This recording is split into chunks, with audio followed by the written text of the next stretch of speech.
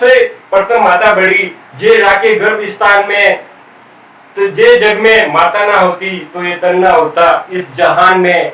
गुरु ब्रह्मा गुरु विष्णु गुरु देव महेश्वराय, गुरु साक्षात परब्रह्म तस्मै श्री गुरुवे नमः। इस संसार में गुरु और माता पिता से बढ़कर कोई और नहीं होता है। इसी के साथ में अपन आज का जो टॉपिक है, राजस्थान के प्रमुख लोक देवता, कला संस्कृति का टॉपिक है, तो हर कंपटीशन एग्जाम में पूछा जाता है। हमारे वर्तमान समय में समाज के अंतर्गत दो प्रकार के लोग होते हैं, या दो प्रकार की लोगों की विचारधारा होती है। एक तो होता है देवता और दूसरा होता है लेवता। या इसका सही भावार्थ बताऊंगा तो ये होगा कि जो लोग समाज को अपना कुछ योगदान दे तो उसको कहा जाता है देवता, और जो लोग समाज से योगदान ले उसको कहते हैं लेवता। आज का अपना यही टॉपिक है, राजस्थान के लोक देवता। तो कैसे बनते हैं लोक देवता, किस प्रकार से, किन कारणों से उसे देवता के रूप में पूजा जाता है, या मतलब कि वो क्या ऐसा काम करे कि उसको लोग पूजा करें। तो आज इसी के बारे में अपन पढ़ेंगे कि जो व्यक्ति, एक तो दो प्रकार के लोग होते हैं देवता। एक तो वो आप जो विचार सोचते हैं कि जो सुमंत्र वाले बाबा सुमंत्र करते हैं वो और दूसरा एक जीवित व्यक्ति, समाज के अंतर्गत एक जीवित व्यक्ति जो अपना उचित योगदान दे समाज को। तो एक जीवित व्यक्ति जो समाज को अंतर्गत अपना उचित योगदान दो उसको कहते हैं लोक देवता। इतिहास गवाह है हमारे कि बहुत से व्यक्तियों ने, हमारे समाज में बहुत से व्यक्तियों ने समाज को कुछ ना कुछ दे देकर वो लोक देवता के रूप में जाने लगे। यह लोक देवता की सीधी सी परिभाषा अपन बताए तो जो व्यक्ति समाज के अंतर्गत अपना कुछ योगदान दे, जीवों के प्रति दया रखे या गौ रक्षा करे, या ये कहे कि अपने वचन या वादे को निभाने के लिए जी जान लगा दे, तो उसको लोक देवता कहते हैं।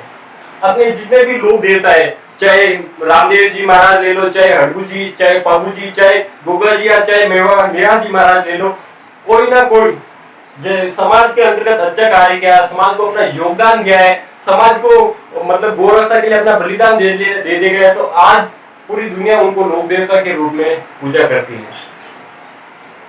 दो प्रकार के माने जाते हैं लोक देवता, जो हिंदू धर्म में अपने धर्म के अंतर्गत जो पूजा करते हैं उसको कहते हैं लोक देवता। हिंदू धर्म में कहते हैं लोक देवता, और मुस्लिम धर्म के अंतर्गत कहते हैं, मुस्लिम धर्म में कहा जाता है पीर। जो लोग लोक देवता की पूजा कौन करते हैं, हिंदू धर्म वाले, और पीर की पूजा कौन करते हैं, मुस्लिम धर्म वाले। लेकिन अपनी राजस्थान की धरती पर ऐसे 5 महापुरुष हुए जिनको लोक देवता भी कहते हैं और पीर भी कहते हैं। हिंदू धर्म भी उनको पूजती है और मुसलमान धर्म भी उनको पूजती है, जिनको कहा जाता है पंचपीर। क्या कहा जाता है, पंचपीर। तो बहुत बार कॉम्पिटिशन एग्जाम आते हैं पंचपीर के बारे में। तो पंचपीर कौन कौन से थे, तो ये लिखा है कि पाबू जी, हड़बू जी, रामदेव जी, मेहा जी महाराज, पाबू जी, हड़बू जी, रामदेव जी, मेहा जी मांगलिया, पांचों पीर पदार्थ जो, और गोगा जी मेहा। मतलब कि पाबू जी, हड़बू जी, रामदेव जी, मेहा जी मांगलिया, ये 5 पीर पदार्थ और गोगा जी ज्याहा। मतलब कौन कौन से थे, पाबू जी, हड़बू जी, रामदेव जी, मेहा जी मांगलिया और गोगा जी, ये 5 पीर थे। कई बार कंपटीशन एग्जाम में पूछा गया है सवाल कि 5 निम्न में से 5 पीर नहीं है, पंच पीर नहीं है, तो कौन सा एक ही टॉपिक देते हैं। एक देते हैं तेजा जी का देते हैं, देवनारायण जी का देते हैं। तो ये थे ना, ये पंचपीर नहीं थे। पंचपीर में आपको याद रखना, पाबू जी, हड़बू जी, रामदेव जी, मेहा जी मांगलिया और गोगा जी 5 थे। और दूसरा जो आता है उसको राइट करना है आपको कि कौन से निम्न में से कौन सा पंचपीर नहीं है। तो उसी में अपन आगे बात करेंगे, एक एक लेंगे, बहुत ही डीपली पढ़ाया जाएगा एक एक लोक देवताओं के बारे में। लोक देवियां भी आएगी, तो चैनल पर बने रहिए, वीडियो पूरा जरूर देखें।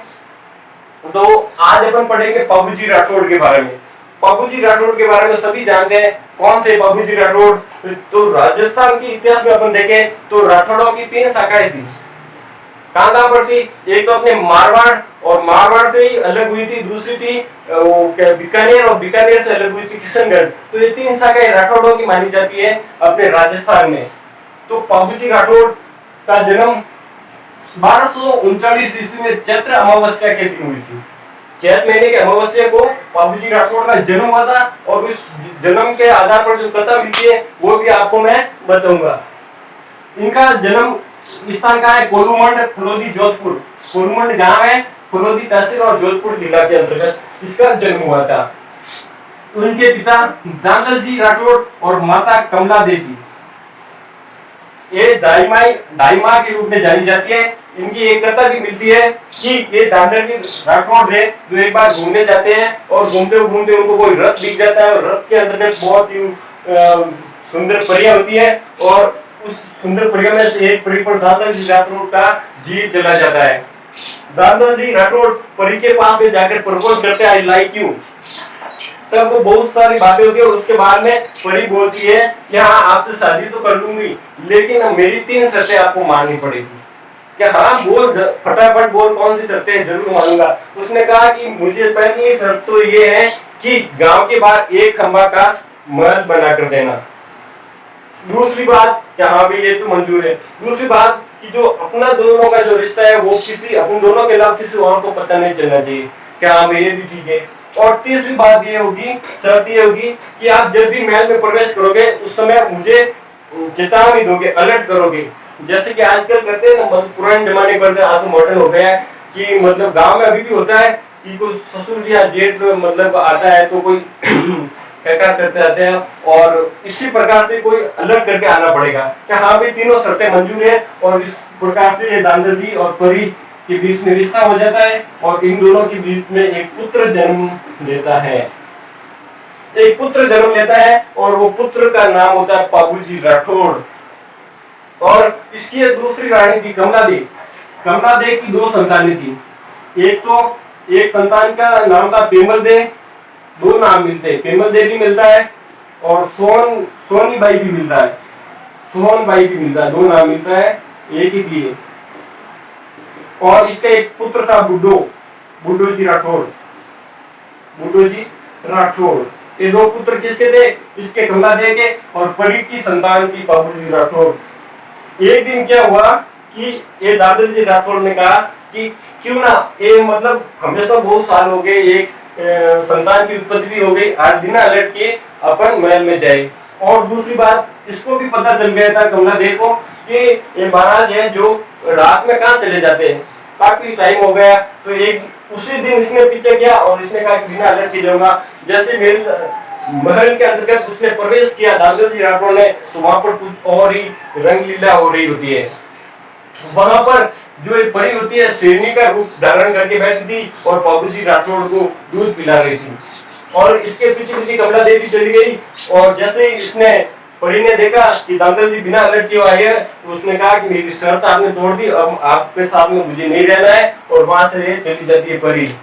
जब ये जाती है तो पाबूजी इसका पल्लू पकड़ लेता है और कहा कि कहाँ जाती हो, मुझे जन्म दिया छोड़कर कहाँ जाती हो। तो उसने कहा कि आपके पिताजी ने शर्तें नहीं मानी है, और मुझे तो जाने पड़ेगा, लेकिन मैंने तुम्हें जन्म दिया है, पाला है, पोसा है, दूध पिलाया है, तो मैं तुम्हें कंधे पर भी बिठाऊंगी, ये शर्त दे के गई थी। और उसके बाद में पाबूजी राठौड़ को इस कमला देव ने पाला था, पाला बड़ा हो गया। उसके बाद में उसकी जो शादी हुई थी पाबूजी राठौड़ की सुप्यार फुलम, उन पत्नी का नाम था सुप्यार फुलम, जो अमरकोट, जो पाकिस्तान के प्रांत का, सिंध प्रांत का अमरकोट है, कहाँ पर है? सिंध प्रांत पाकिस्तान के अंतर्गत है। वहां की सूरजमल सोडा की पुत्री थी है, और वहां पर इसकी शादी हुई थी पाबूजी राठौड़ की। उसके बाद में थोड़े दिन बाद में जब ये बड़ा हो जाता है पाबूजी राठौड़, तो उनके सपन में आती है उनकी माँ, और उनकी माँ कहती है कि आपके एक राजघराने के अंतर्गत देवल चारनी है, कौन? देवल चारनी है, उनके आंगन में मैंने जन्म लिया है। देवल चारनी के आंगन में एक घोड़ी के रूप में जन्म लिया है, और उस घोड़ी का नाम था केसल कालनी। तो पाबूजी वहां गए देवल के पास में कि हाँ आपके पास भी एक घोड़ी का जन्म हुआ ना? कहा हाँ अभी हुई है, बसड़ी है अभी। तो उसके बाद में एक क्या कहती है कि ये मांग कर देता है इससे किससे, देवल चांदनी से ये घोड़ी चाहिए मुझे, तो कि भाई अभी तो छोटी बच्ची है, बाद में बड़ी हो तो ले लेना। तो ये बाबू जी चले जाते हैं। उसके बाद में क्या होता है कि जो उसकी एक बहन होती है, ये पेमल दे या सोनी भाई, उनका विवाह करवा लेते हैं एक जायल सल्तनत नागौर के अंतर्गत। वहां का शासक था जिंदराव खिलजी, तो जिंदराव खिलजी से इसकी शादी करवा देते हैं और ये जिंदराव खिलजी वापस ये देवल चांदनी के पास में जाता है और ये भी अपनी घोड़ी की मांग करता है, ये घोड़ी मुझे दो। लेकिन ये देवल चांदनी कहती है कि मैंने तो बाबूजी राठौड़ को वचन दे दिया, उनको देने के लिए ये घोड़ी मैं नहीं दूंगी। तो ये जिंदराव खिलजी इन दोनों से दुश्मनी बांध लेता है, देवल चांदनी से और इससे बाबूजी राठौड़ से। और उसके बाद जब घोड़ी बड़ी हो जाती है तो बाबूजी राठौड़ को घोड़ी देती है केसर काल में। और जब घोड़ी देती है तो एक वचन लेती है ये देवल चांदनी कि मेरी घोड़ी एक शर्त के बदले में दूंगा। कि हाँ बोलो क्या शर्त है? तो कहा कि मेरी गायों की रक्षा करनी होगी आपको, अगर मेरी गायों की रक्षा करोगे, बोले किसी भी हालत में हो, जब भी मैं करूँ उस समय मेरी मतलब गायों की रक्षा करनी। हाँ भी शर्त को मंजूर कर दी। उसके बाद में जब ये बाबूजी राठौड़ शादी के लिए जाते हैं, विवाह के लिए जाते हैं, तो वहां पर ये पीछे से क्या करता है, ये इसका बहन ही होता है बाबूजी राठौड़ का, क्या नाम है उसका, जिंदराज खिलजी, वो होता है इसकी देवल चांदनी की गायों को उसको लेकर चला जाता है, अपहरण कर लेता है उनकी गायों का। तब ये भागती हुई जाती है कैसे देवल चांदनी बाबूजी के पास में और बोलती है कि गाय को ले गया, गाय को छुड़ानी पड़ती है। तो 3-3.5 फेरे होते हैं और उसके बाद में 3.5 फेरों के बाद में बाबूजी राठौड़ अपने जो छेड़ा होता है उसको काटकर गायों को बचाने के लिए जाता है। और जिंदराज खिलजी और बाबूजी राठौड़ के बीच में देसू गांव जोधपुर में युद्ध होता है, बहुत भयंकर युद्ध। और उसमें बाबूजी राठौड़ शहीद हो जाते हैं। बाबूजी के साथ में ही चांदा जी, हरमल जी और सलजी राठौड़ भी यहाँ पर शहीद हो जाते हैं। उसके बाद में जो बाबूजी के बारे में जो खास बातें वो आपको मैं बताऊंगा कि बाबूजी की जो पगड़ी होती वो हमेशा बाईं ओर झुकी होती थी। बाबूजी की पगड़ी हमेशा किस ओर झुकी होती थी, बाईं ओर, जो कॉम्पिटिशन एग्जाम में कई बार पूछा जाता है। उसमें बाद में इसका बदला कौन लेता है, बाबूजी की मौत का बदला कौन लेता है, तो उसके जो बड़े भाई होते हैं बुड्ढो राठौड़, उनके पुत्र होता है रूपनाथ और जरला। तो इन दोनों ने बाबूजी राठौड़ की मौत का बदला लेते हैं और वो जिंदराज खिलजी को मार देते हैं। अब बाबूजी राठौड़ के 2 मंदिर बने हुए, तो पुलुमन जोधपुर में बहुत ही शानदार मंदिर बना हुआ है बलोदी तहसील के अंतर्गत, और एक अहाड़ उदयपुर के अंतर्गत भी बाबूजी राठौड़ का मंदिर बना हुआ है।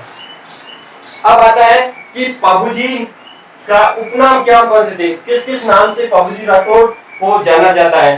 तो उसको ऊंटों के देवता के रूप में भी जाना जाता है बाबूजी राठौड़ को।